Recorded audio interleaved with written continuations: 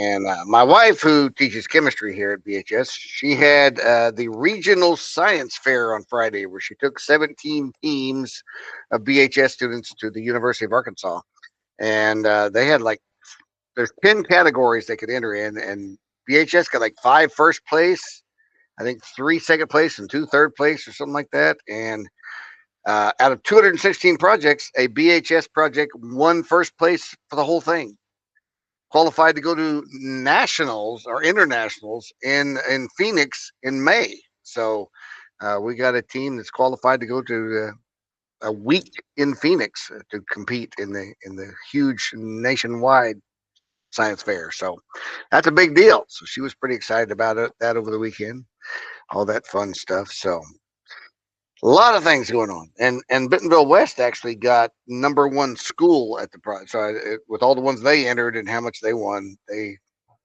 got the big trophy for the overall school. So a lot of good stuff going on there. A lot of good stuff. So, but anyway, let's look and see what's going on with us today. Let's look at our grade screen. Let's see. Last week we did computer vulnerabilities. This week we're doing cryptography. Oh, that sounds cool. Dig into the cryptography, and then encryption next week, and then looking at like security and careers and all that kind of stuff. But let's see. Oh, that'll be after spring break, that 5.04. We have 2 weeks left. 2 weeks. And next week, Friday, is officially not a school day. You get it off a day early for spring break. So makes your spring break a day longer next week. Teachers will be up here at the school on that Friday, but that is not a school day officially. Let's go back here to 5.02 and take a look. Cryptography. Top secret. Oh, I like where this is going here. Need to send a secret message? You're not the only one. Since ancient times, humans have been sharing secret information by translating it into code. This is called cryptography. Literally, the science of secret communication. That's what cryptography means, apparently, and still used today. Yeah, the process of creating written or generated code allows information to be kept secret. And I tell you, this has been made a lot easier since computers came into existence, because you used to do it all by hand. The first known evidence of cryptography can be traced back 4,000 years. That tells you how long we've been trying to keep secrets. Back to ancient Egypt, written symbols called hieroglyphs, a stylized picture of an object representing a word, a syllable, a sound, as found in ancient Egyptian and other writing systems. They were used as secret code to communicate messages on behalf of the kings. As times and technology have advanced, so has cryptography. Today, it takes the form of encryption, digital signatures, user authentication, and more. Cryptography is even used to secure transactions of cryptocurrency, such as Bitcoin. When it's used to transmit data in coded form, cryptography works to keep electronic communications and transactions safe, secure, and protected from hackers, which we know is a huge problem these days. Encryption. So, encryption works by scrambling data so it's unreadable. It says the process of converting information or data into a code, especially to prevent unauthorized access. It's often associated with computers, but it's been around longer than that. In fact, the pigpen cipher has been used to encrypt secret messages throughout history. I think we looked at a little bit of that back in Programming 1 last year. It was almost famously used by the Freemasons, which is an 18th century secret society that still is around today. But it was also used during the American Civil War and in the video game Assassin's Creed 2. Try it for yourself. You can decode the message using the cipher's key. See if you can do that. Here's the encrypted message. Got this. And it's set up with the pigpen cipher to do two like tic-tac-toe boards and then two X's and fill in the whole alphabet. A, B, C, D, E, F, G, H, I, J, K, L, M, N, O, P, Q, R. Those are all in the squares. But the second tic-tac-toe board, you put a little dot inside of each box. And then the same thing with the two X's. You put the little dot inside the second one.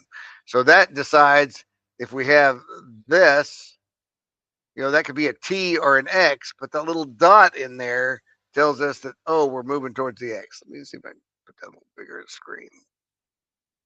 Yeah, the little dot inside means, okay, don't use the T, use the X. So this starts with X over here. And then you've got this shape, which would be a D or an M. But again, the dot inside of it tells you to use the M. So you can go through and you can decipher this. So Pigpen ciphers are a pretty cool one. It looks pretty neat when you use it too. It almost looks like it's words of some sort, like some kind of alien language or something. But yeah, you can cipher that, and since this is an X and an M, I'd be pretty sure it says X marks the spot, right? Yeah, X marks the spot. But that's something fun to kind of play around. For people that don't understand Pigpen cipher, you can slip these notes right past them. They never know what's going on. But cool stuff there. All right. Modern encryption. So today's encryption techniques are a bit more sophisticated. Using mathematical algorithms and a key, encryption converts data into ciphertext, encrypted text, ciphertext. Without a key, the ciphertext is unreadable. Most encrypting and decrypting of data is done automatically by computers now. You won't have to go through letter by letter yourself. But it's important to know that not all data is encrypted. While logins are encrypted, the information that they protect might not be. That means if someone cracks your password, your data could be at risk. So symmetric and asymmetric encryption are two common types of encryptions that both use keys. So the more complex that the algorithm is in the keys, the harder it will be for someone to read the information. So let's see how this works here. All right, so symmetric encryption. So symmetric encryption uses the same key for both the encryption and the decryption. So you got Hello Alice, you encrypt that into like this 6EB69570 or whatever it turns out to be, using this secret key. It's how you encrypt it. And then the same key can be used to reverse it back to Hello Alice. So the same key is used in both. So Bob uses the key to encrypt his message, and when Alice receives it, she uses the same key to decrypt it. So this method enables faster file encryptions. Now, the con to this is this method can be cracked through a brute force attack in which all possible key combinations are attempted. So it just tests everything, and it can crack that. Now let's compare that to asymmetric encryption. It uses a different key. So that's interesting. Bob uses Alice's public key. So there's a key that is accessed from Alice's computer that the computer makes available to anyone that wants to encrypt and send something to it to encrypt the message. So when Alice receives it, she has a different key that's on her computer that will decrypt the message. It's a private key. So they are different keys. This is more secure, and it requires more processing time because it makes it slower method of encryption. But this private key has a different key than that one, but it understands the difference because her computer provides them both. Here's the public one to encrypt it, and then send it to me, and I can decrypt it with this other key. And it's I don't know how it works, but the keys are not the same key. They're different, but the computer's able to make that whole translation. Which is better? Well, both are widely used, but asymmetric encryption is often used for authenticating data, and symmetric is ideal for bulk encryption. You got a lot to do, it's less processing. In addition, many processes will use a combination of both of those. Did you know the letters and symbols at the beginning of URLs actually have a meaning? Like when you're using a secure website, it'll begin with HTTPS. It'll have a list. HTTP is generally what we expect. It's the hypertext protocol. But if there's an S, that means that somehow it's using some kind of encryption or to secure the information. So anything you type on that website, if it has HTTPS, is being encrypted so that way it cannot be stolen right there off the screen. It means the website uses a security measure to encrypt communications between your browser and the website. So anytime if you're doing online banking or you're purchasing something and you're in the checkout cart, you would want to make sure that that is a secure site. So no one's able to intercept that and get your credit card information, your banking information, anything like that. Now, any type of data, account information, payment transaction, personal information, A password page. You'd want that to have this kind of security built in. So that S is important. Page 3, digital signatures. That's becoming very, very common. I think I sign more things digitally than I do by hand these days. Verifying someone's identity in person is easy by simply checking their picture ID, right? But verifying a person's identity on the internet, whole different story. Online, it's easy for someone to pretend to be someone that they're not. There's even a term for it, catfishing, pretending to be someone else, especially on the internet. That's just one reason why digital signatures were created. A type of signature that encrypts documents with digital codes that's difficult to duplicate. That's to accurately identify the signer and prove the integrity of a signature in a document. So electronic signatures can be initiated by simply typing or signing your name on a screen or a touchpad. Digital signatures, however, different than electronic, are more secure. That uses an asymmetric encryption to generate a digital certificate that is attached to the document and provides ownership. So when someone opens that, it's got that digital certificate attached. They can accurately identify both the signer and the time of when it was signed. Time of signature. Let's look how this works. So Bob strikes a deal, agrees to sell his space rocket to Alice. Oh, we didn't get a chance to bid on that. Well, good job for Alice. Bob digitally signs the space rocket sales agreement. The document is encrypted using his private key.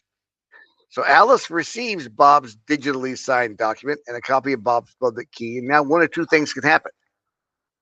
Scenario 1, Alice decrypts Bob's signature using the public key to prove that, okay, that was actually Bob that signed that. It's valid.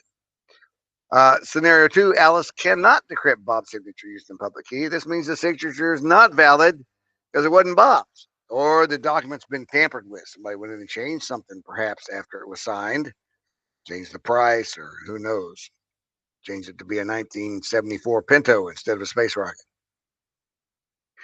All right, page 4. Authentication methods. If you've ever logged on to something using a username and a password, and we know you have, you've used a specific type of cryptography known as authentication, verifying the identity of a person or a data source. This is used to confirm someone's identity using information that only that person has access to, like a username, password, personal information, sometimes even biometric data like a fingerprint or a face scan. Single factor. So this type of authentication is used to confirm a user's identity with just one factor. For example, you may enter a username password to access an app, or just use a fingerprint scan to unlock a smartphone. Just that's it. Once you're in, you're in. Uh, for a lot of things now, especially anything to do with finances, multi-factor authentication is a big thing. This type of authentication requires the user to provide more than one form of identification before access is granted. Because multi-factor authentication is better at securing user data, it's becoming the new standard. I mean, a lot of times now I log into a website and it says, okay, I'm going to send a text to your phone. Give me the number I just texted you. So then if I don't have my phone, I can't get into the website. But neither can anyone else who's hacked into my password and they're trying to get in this website. Oh, they don't have my phone, so they can't punch in the 6-digit or 4-digit password. So that is being very commonly used because of all the problems with especially with AI. You probably hack passwords faster than in the past. So in order to gain access using MFA, users have to prove the identity more than one way. So it could be something the user knows, like your password or challenge question. Something the user receives, like a security code texted to their phone. Or you may have an actual physical key fob if you work for a security company or some company has this kind of security in there. You may have to put a fob. I see that like at some of my doctor's appointments, like at UAMS in Little Rock. A lot of times the nurse will log in and then she's got something on her keychain that she's got to hold up to the computer and touch a fob to something to prove, yep, look, this is me, and then it lets her in. So if you don't have the key fob to go with the username, just an extra security measure to protect people's medical data. Or like a fingerprint could be another way, or their biometric, you know, Put your password in. Now let me do a face scan to see if that's you.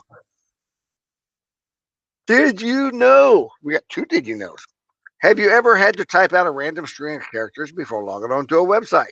This is known as CAPTCHA. Yeah, we do these CAPTCHAs. It's a specific type of authentication used to determine whether or not the user is human. That's what those are for, because AI computers can log in and all this, and they're trying to verify that only humans can see these CAPTCHA things. Many of the words used in CAPTCHAs are digitalized images from old books, magazines, newspapers, pamphlets. Whenever you type one, it contributes to a database that transforms these old printed text into accurate and searchable online digital text. So keep capturing and keep up the great work. So, all right, that is it for our lesson. Complete reading, practice, go to the quiz. So let's see what our assignment looks like. What's the benefit of symmetric encryption?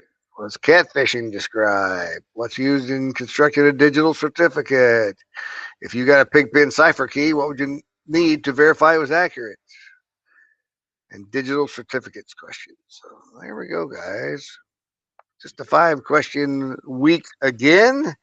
Getting into the whole cryptography, encryption kind of cool stuff in there. So that'll just become more and more, and it'll be interesting to see new ways that are created going forward to further encrypt things or to verify that it's actually you when you log in. There's going to be all kinds of advancements made into that, because as cool as all these are, hackers are going to figure out a way around a lot of them. So they got to be replaced from time to time with something trickier and harder to duplicate. So, all right, cool stuff. Pretty short this week. Just a few pages and we're out. So have a great week, fellas. We'll see you down the road. So enjoy the weather while you can. It's up and down lately.